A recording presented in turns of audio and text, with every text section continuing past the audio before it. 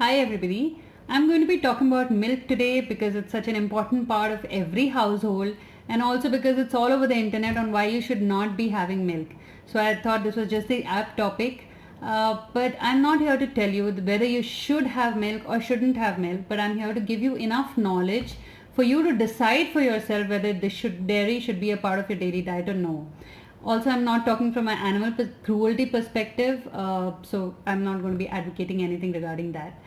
We all know that milk is a class A protein. It is rich in calcium, vitamin D, and B12. And especially for vegetarians, this becomes a very important food to include in the diet because we do not get them from enough from other sources, especially the vitamin D and B12. In fact, in Ayurveda, milk is one of the five amrits. So why are we not advocating milk at all now? Why is it suddenly a bone of contention? And this has mainly to do with the quality of milk that we are getting these days. Like all mammals, cows and buffaloes give milk when they have babies, when they're in their lactating phase. And to meet the increasing demand of milk that is there, these animals are made pregnant over and over again through artificial insemination. And also when they have the babies, to increase the milk production, they are also pumped with too many hormones. Okay. Plus they are kept in such unhygienic conditions. They are not fed well. People leave these cows and buffaloes on the road to eat just about anything what they get, and then in the night they get them back to the shed, and again in the morning they leave them because they are getting pregnant over and over again, and they are kept in unhygienic conditions, and they are not fed well. They are obviously prone to a lot of infections, so they are again pumped with antibiotics also. So where do all these hormones and antibiotics go? They all are found in the milk that you're having, and through your milk they enter your body, and that is why we see such a surge in the number of hormonal imbalance cases, a surge in the amount of cancer cases, because this is unhealthy, right? We were never supposed to have milk like this. Whenever we had milk, it was fresh out of a cow and straight to us. That is when it never caused an issue with us. So if you know the source of your milk, if you know where it's coming from, how are the cows kept, how are they fed, are they kept in hygienic conditions, then it's completely okay to have milk. It's a super food. It's super rich in protein, like we just said.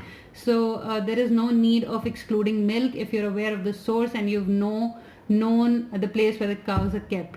But you have to also listen to your digestive system, because that is the first place that starts giving you signals of whether you're digesting and absorbing milk or no. So if you have sticky stools, or you have too much of bloating and flatulence when you have milk, then probably it's not suiting your body. Maybe you're not digesting it well. So, or if you start having skin breakouts, your skin turns reddish or rashes, then definitely milk is not suiting you. So you need to get yourself tested for lactose intolerance. But there are people who are not lactose intolerant. The reports are absolutely fine, but still they do not tolerate it well. As soon as they have milk, they become all gassy, they are bloated, and the stools are absolutely smelly. I'm sorry, but that's how it turns out. So in that case, you should avoid milk.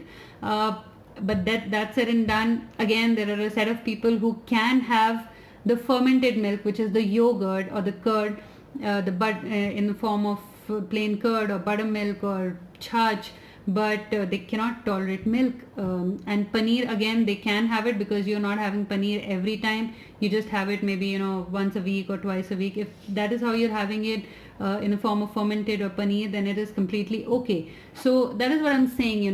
Don't just keep following whatever you read on the internet and whatever information is available to you. You need to listen to yourself, your own body. Milk has never been a problem for centuries together across the globe. It has recently started becoming a problem, majorly because of the lifestyle we have and the poor digestive and gut health that we have, and we are not able to absorb and assimilate whatever we eat. So if you do not have any issues with milk, by ingesting it, by having it through milk products or dairy, then go ahead and have it. Listen to your body and don't just blindly follow anything. One more thing that I forgot was, especially in children, please note that children are given milk early in the morning.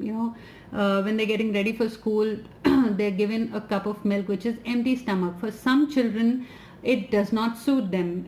They become bloated, they become uncomfortable. But if you give them milk in the evening time, when their stomach is already full and the acid has something to act on, then they're completely okay having milk. So look for those signs in children, and for yourself. Maybe empty stomach having milk is not suiting you, so have milk with a meal, or maybe in the evening times or at bedtime while sleeping. That's how it might work for you. So let me know if this was helpful. In case you have questions, you can DM me always.